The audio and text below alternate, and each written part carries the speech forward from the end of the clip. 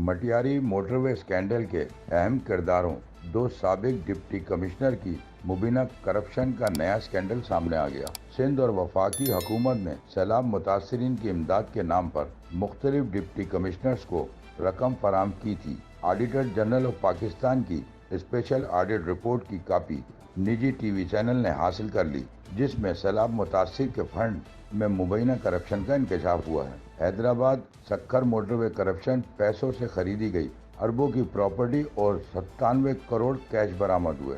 Matiari motorway corruption case नैब ने साबिक सूबाई वजीर कानून का मुबैना फ्रंटमैन गिरफ्तार कर लिया। मजीद वीडियोस देखने के लिए हमारी वीडियो को लाइक करें, सब्सक्राइब करें और बेल आइकन को जरूर क्लिक करें ताकि आने वाली वीडियो आप तक बआसानी पहुंच सके।